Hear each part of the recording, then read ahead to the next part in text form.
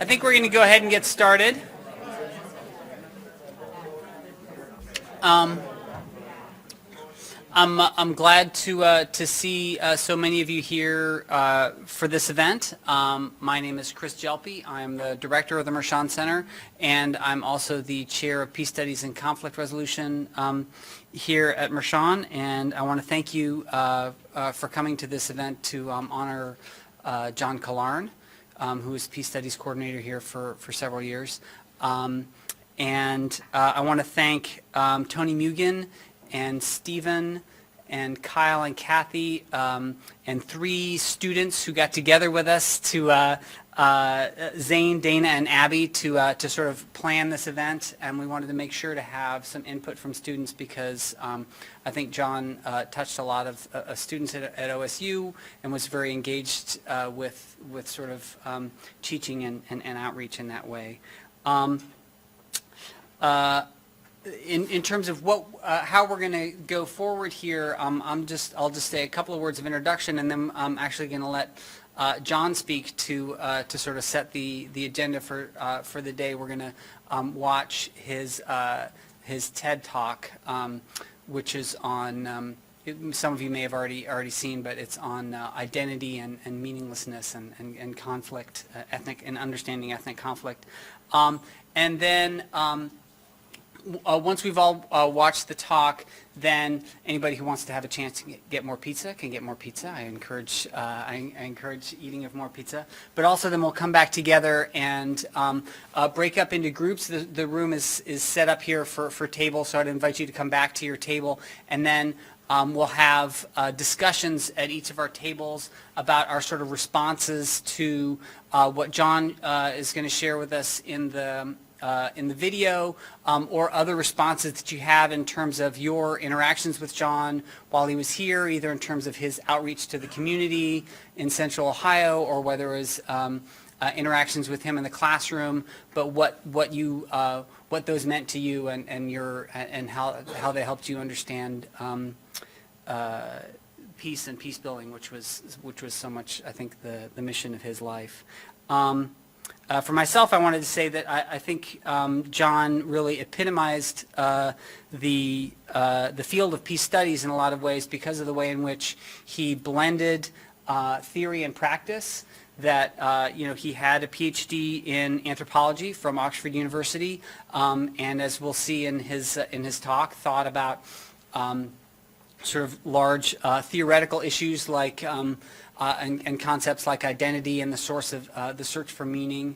And at the same time, he was a military officer who served in peacekeeping and peace building operations, and he was the president of Peace Brigades International, which is a group that bears witness to peaceful protesters and serves as a sort of a beacon to draw attention to human rights abuses for people who are standing up for human rights.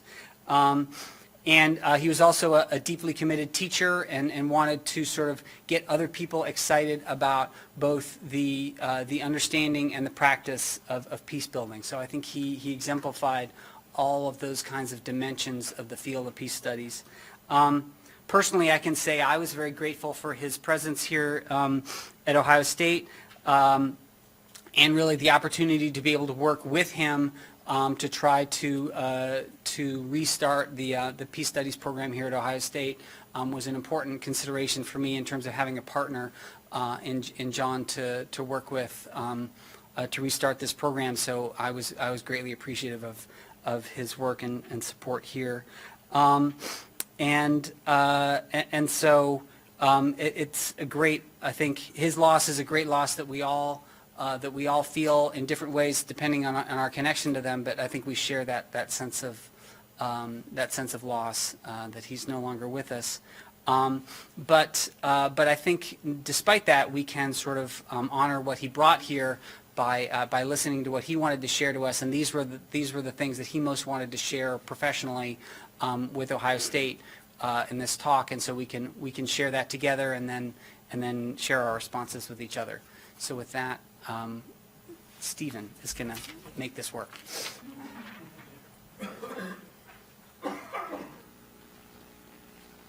years ago, I suffered what can be described as a severe reality check. I was working in the ex-Yugoslavia with a bunch of colleagues and friends to try and find a way to building a better future of peace, justice and security following a war of horrendous scale and scope. A war that killed hundreds of thousands of people and displaced many more. I've spared you the images and left you a grey blank slide, largely because I don't want to see those images again. I never want to see those images again as long as I live. And sadly, you probably don't have to see those images to get the picture. So what did I make of this reality check? This voyage into the darkness, this view of the horrors of human existence? Actually, I came up with two questions. The first question is quite obvious. How is it that people are able to kill, maim, and die for an identity that to an outsider, even a trained anthropologist like me, is minuscule? A small difference in language, a small difference in cultural practices, maybe a slightly bigger difference in belief systems, but not much to an outsider. The second question that struck me, that really threw me, and it's quite an unusual question, I think, is how is it that people are able to push towards meaning even in the most unimaginable of circumstances, even walking through the most horrific of lives? How is it we keep striving forwards, keep finding meaning? And I thought these questions were poles apart. But over the years, in thinking about it, I realized that these are just two sides of the same coin. On the one side, we have that immense human capacity to find and build meaning wherever we go. That drive, that insistence, that persistence. Sadly, on the other side, we have that horror of losing meaning.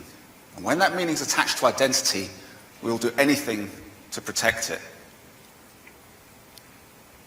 So, thinking about that, I came up with a hypothesis. I'm an anthropologist, we like hypotheses. And I also came up with that graphic. I'm an anthropologist, not a graphic artist. My argument is this. We as a species are absolutely addicted to meaning. And like most addicts, eventually we come to the point where it's not the addiction, the thrill of the addiction that drives us. It's the aversion of that horrible cold turkey, the withdrawal symptoms of not having it. So my contention is that one of the defining traits of how we construct our reality is through the lens of this aversion to meaninglessness. So how did we get here? I came by car, but I mean, how did we get here? Right. My ancestors and our ancestors may have looked something like this. And at some point, one of them would have solved a problem. Whether that's a problem of how to hunt, how to make a tool, how to build a relationship with another group, and they would have communicated it. And that other person, that other early human, would have refined it, made it better. And the people who are better at managing meaning, at communicating it, at transmitting it, they lived to fight another day. If you knew the symbol for big hairy tiger coming that way, you're more likely to survive. Yeah, evolution made basic and stupid. Right. Next slide. I love this image. It can look a little cheesy, but in it is everything that I want to talk to you about. If you look on the left, you see our ancestor cutting away at a piece of meat, using a tool, preparing something to be shared. That is a practical kind of meaning. It's understanding how to use a tool, how to use the world around you to your benefit. You see the people in the middle, one sharing food with another. Okay? They're building a relationship. In anthropological terms, the sharing of food, we call it commensality. They're building a relationship, a social relationship around that. And whereas with practical meaning, if we can't figure out how to use that tool, we swear, hit our thumb, kick it, throw it around. With social meaning, when we are excluded, when we're pushed aside outside our community, we feel that fundamental angst, that sense of loneliness. And you'll see in the middle the fire. And I think this fire is a beautiful, beautiful analogy. If you look into the flames, you can imagine that fire allowed us to cook our food, to eat stuff that we may not have otherwise been able to eat, to expand, to move, to grow healthier, to grow stronger, to grow fitter, have more children, and spread. That fire is also a source of warmth. It's also a source of protection, of comfort. And you can imagine, as you look in the background, you can see that the sun's setting. And maybe they're having, or just about to have, an early TEDx talk.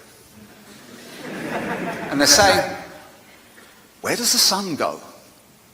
Does the sun die? Is the sun reborn? And maybe they're thinking, we die. What happens to us after we die? And at that moment, we come to that fundamental, ultimate question of meaninglessness. What lies on the other side of the sunset of our lives? That sounded like a soap opera then, but the sunset of our lives. What lies on the other side? And what happens afterwards? So there we have this idea of existential meaning, and existential meaninglessness that philosophers like to talk about. We are wonderful at building fire.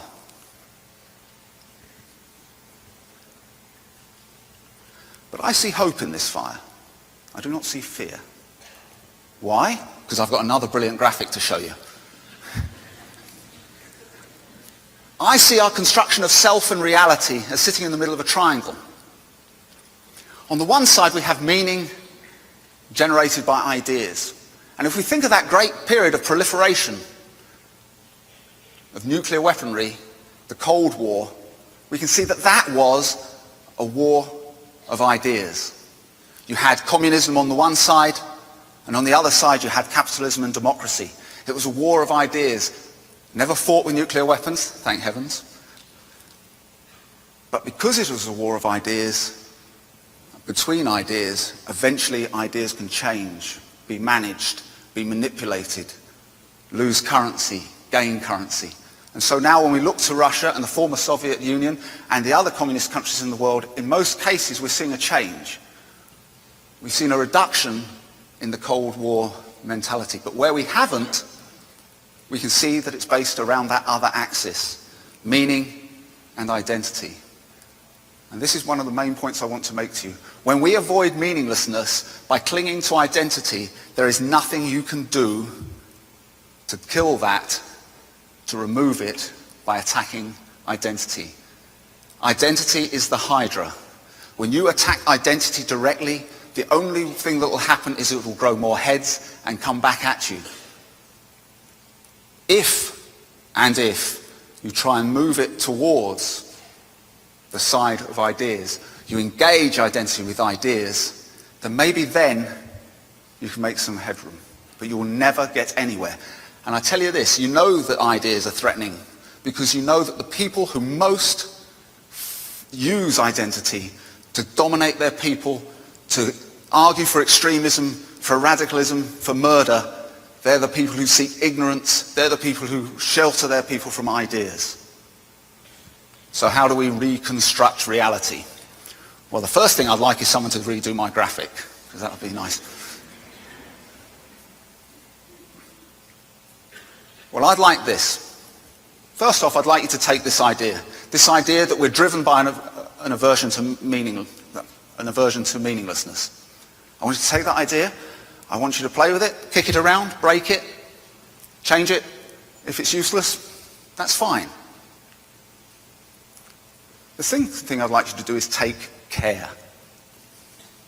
Listen to the discourse of identity. Listen for that. Because nothing positive and creative ever comes out of that. Only death will follow. So listen for people saying, this was them, this was us, this happened to us, they did this. When you hear that dialogue and that discourse, you know that you're entering into the realm of identity. And I'd like you to take heart. We are a species that has a great capacity for violence. We're a species that has a great capacity for hate.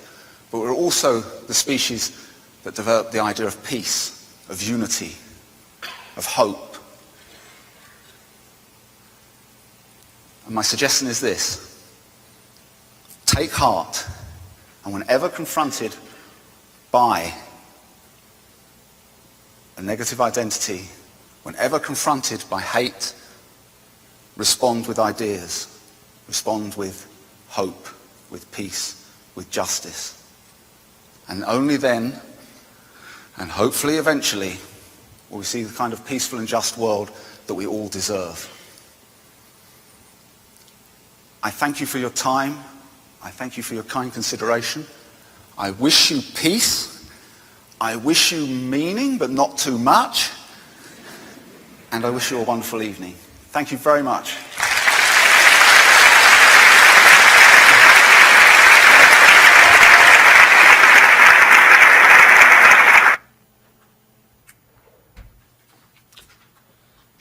Okay, so as I was saying earlier, I want to encourage us to have sort of group conversations, sort of responding to John either here in terms of what he was saying and what sort of what your reactions are to those ideas that he had that he felt really powerfully about in terms of the causes of peace, or to talk about how John had an impact on you through whatever other sort of way in which you connected with him in class, in the community, or whatever he brought to you. And I'm going to ask if we can have conversations around each table, and if people aren't at a table, please find a table. And then we'll come back together after about 15 minutes. Also, please feel free to get more food. We'll come back together about 15 minutes, and I'll ask tables to share whatever thoughts they might want to share. If you don't want to share something at the podium, but you want it shared, please write it down on one of those sheets at your table, and I'd be happy to share it.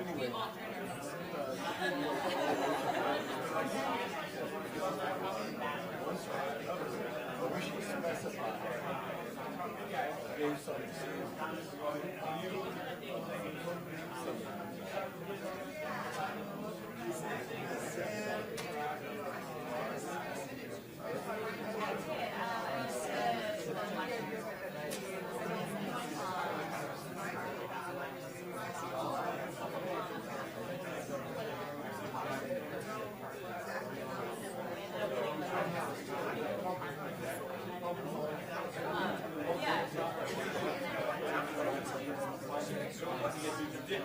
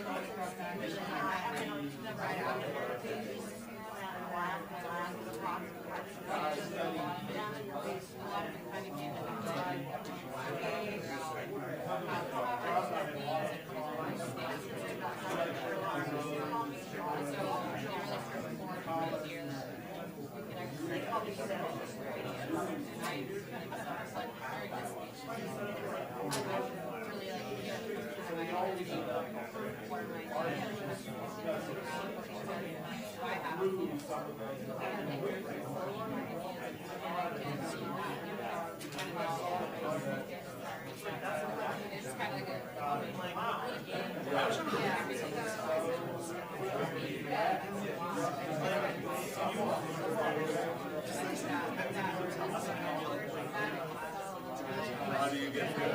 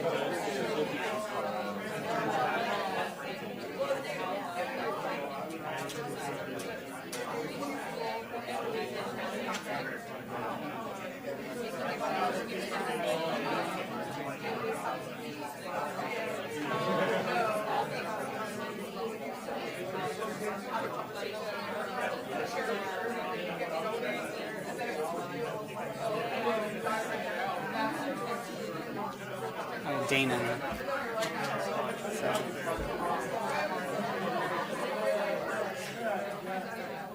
Okay, I hate to interrupt. It sounds like there's lots of sort of great sort of stories being shared and thoughts being had about John and his work, but I want to bring us back together a little bit to share as a larger group.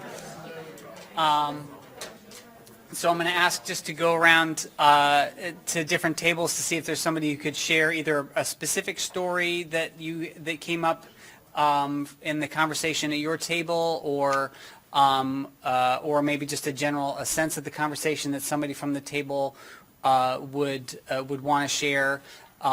If you want to just say what you could stand up from your table, or if you want to come up here to share it, that's fine. I told my table that they had to go first because I said so.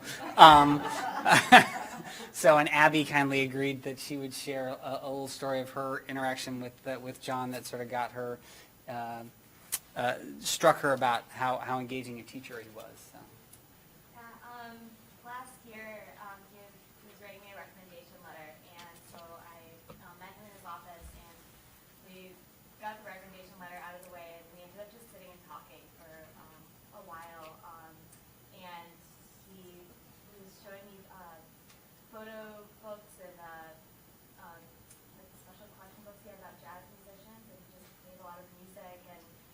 showed me some really cool jazz artifacts that he had in his office, and it was sort of a very special moment. It was unlike any other meeting with a professor I ever had, and I will remember it for the rest of my life. So, yeah, thanks for that. Other things people wanted to share about interactions with John? Yeah. Hi. We're just talking about many things.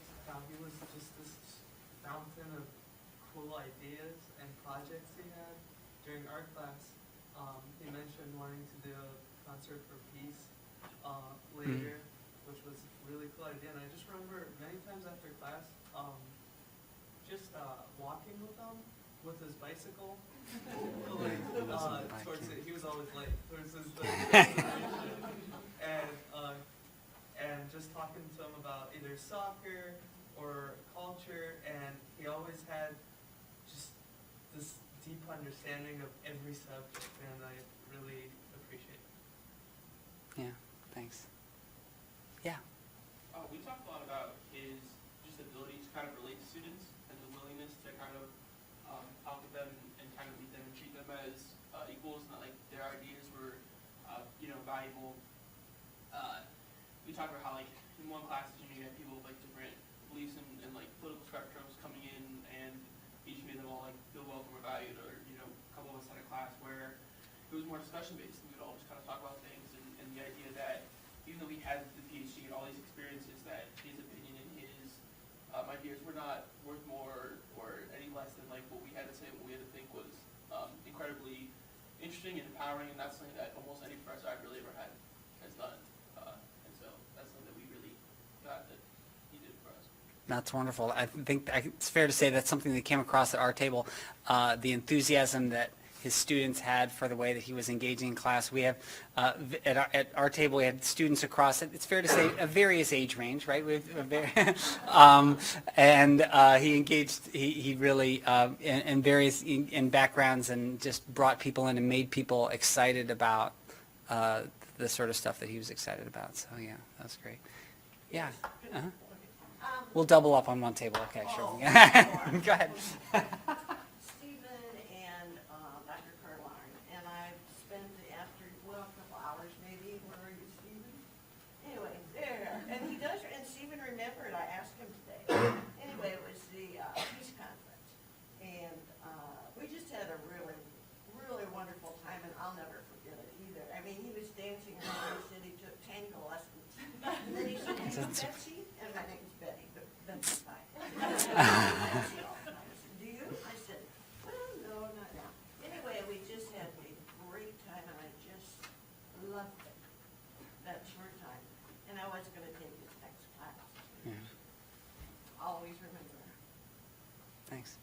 Tom, I think you had your hand up. My name's Tom. I got to know John and Chris actually when the program just started here. We had about 3 years together, but some poignant things I was sharing at my table is I got to know him personally. He'd come over to my place. We talked about our struggles with life.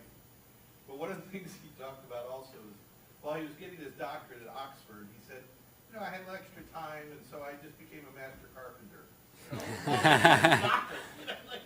And so what happened is I lived in a condo, and I had some repair I needed.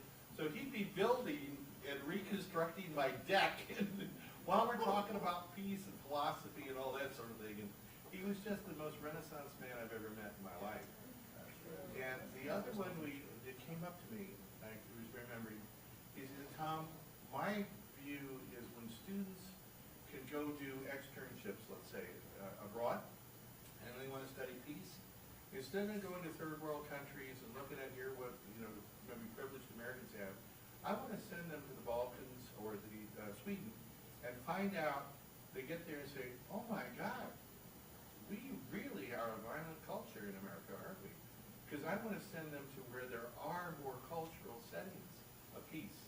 And I thought that was just brilliant forward thinking, just looking at both sides, and it's what he talked about in his talk. And finally, he said, with regard to, quote, meaninglessness, he was as label-free as I've ever known of anybody. And he said, I may end up back in England just opening up a carpentry shop. Who knows? where my journey is, but I'm here today.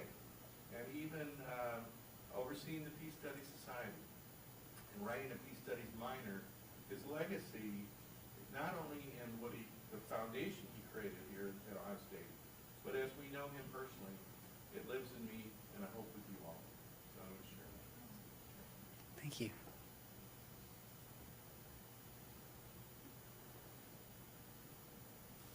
Other stories, things people wanted to share. Yeah, Esther. Yeah, so we also I think you should go to the microphone.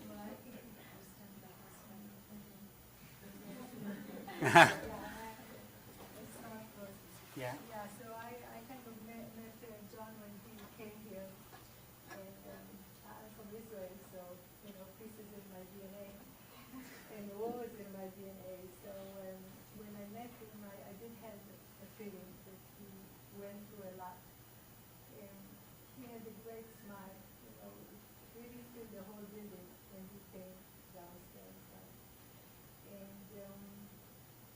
he was very open, like you say. There wasn't any ideas that, he wouldn't accept or wouldn't know something about. He knew so much about many ways, and he was very easy to communicate with because he had this vast knowledge and a lot of experience. And if you ever have been to his office, maybe you'll see he has a brick, and he said that the brick comes from Peter's bunker. And my parents are, all of us survivors, and it never occurred to me to even think if it's from, it doesn't matter if it is from the bunker or not, but just the fact that he had it, and if we asked about it, or if we looked about it, kind of to have a kind of sober reminder to what could happen if we don't work harder on communication, on peace and reconciliation. And right, and I kind of know some of the students. He was a great delegate, teacher. I don't think that we had a better teacher than him.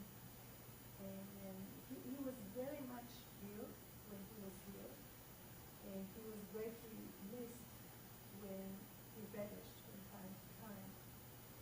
So now kind of his total disappearing not only sadden us and leaves us searching for why and for reason.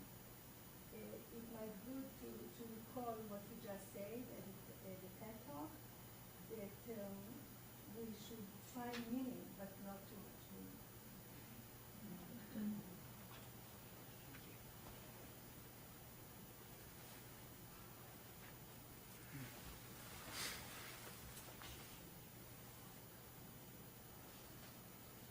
Yeah, Cynthia. This wasn't necessarily in our discussion, but I didn't have a chance to take a class from Professor Carlarne, but I did get to know him as a student assistant working here at Mershon, and he would always come in and he took a really personal interest in me and all of the other student assistants, which I really appreciated, and I always enjoyed listening to his stories about serving in the British Royal Guard and things, and also in particular trying to kind of decipher some of his more obscure British English phrases. For example, one day I was just sitting at the desk and he came down with a stack of papers, and he was like, "Hey, Cynthia," and I was like, "Hey, Professor," and I can't do the accent, but he's like, "Have you got a guillotine?" And a guillotine, and I was like, and it took me a good part of about 5 minutes to figure out that he was talking about a paper cutter, which we indeed had, and I was able to direct him to me. Paper. I'll just always remember him for the smile he always had on his face, and for his sense of humor, and he's great to us. Thank you. So we had him for Introduction to Peace Studies, which was in the basement of Independence Hall, which is a ridiculous building on campus. And so, and it was like at 9 o'clock in the morning, and it was the most painfully, like, could have been easily the worst class ever. But then we arrived, and you know, it's a 2800 class, so it's an introductory level class. No one there is, it's a lot of people who are there for their general education requirements and stuff like that. So it could have been like a really bad class. And we walk in, and he comes in like 5 minutes late, and he just like bolts in the room and throws his stuff down. He's like, "Hi, I'm Dr. Carlarne, and I'm pretty sure the Russians want to kill me. Just wanted you to know that before you Googled my name. Got put on the roster a few days ago, so I figured you guys would look me up. If that's okay with you guys, I'll start." And he would always talk about how there were just things that in his life that no one else knew, that for whatever reason he wanted to share with a group of 35 like first and second year students. And then he would always catch himself, and he'd be, you know, talking about, you know, when I was in Bosnia, I was like investigating this, and he goes, "Don't tell anyone. Don't tell my ex-wife, and don't tell my children, because I'm really not supposed to say that." And it was always very funny. But what was interesting about Dr. Carlarne for me was that he talked about insanely deep subjects and ways of thinking that I don't think I've ever thought of before. But he would also talk about things that were very impactful and very sad. You know, true tragedies that he's witnessed, and you know, the things that he personally went through, and the things that he investigated, and things that he dedicated his entire life to looking into and bringing to light. And yet, he did it in a way that somehow left you feeling optimistic. And he talked about these really dark issues and really sad consequences, and sometimes what seemed like hopeless problems. But I don't think there was anything that Dr. Carlarne thought that he couldn't fix. Whether it was making sure that people's lives were saved voting in Africa, or protesters in Colombia, or he thought that he could bring about Scottish independence by moving to Scotland and voting because he hated Brexit. But just ridiculous things that he thought that he could single-handedly fix. And I think that, you know, despite talking about all these really sad things, when you left the classroom, you felt like, just like he did, that even though there are a lot of really serious problems in the world, somehow there's going to be a way that we can fix it, and that we can take action to do that. And I think that's going to be his forever lasting impact on me, and I think with a lot of us. Thank you.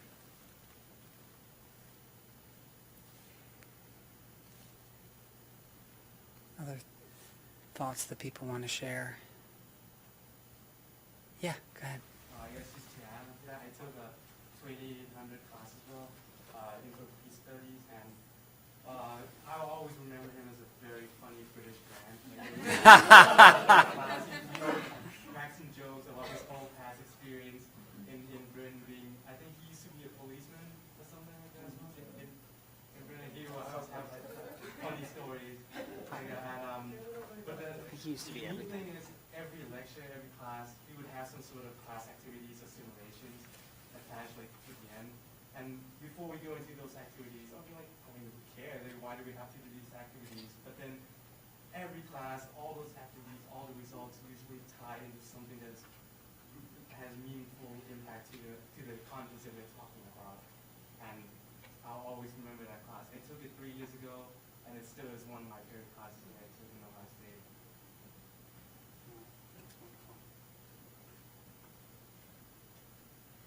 That's wonderful.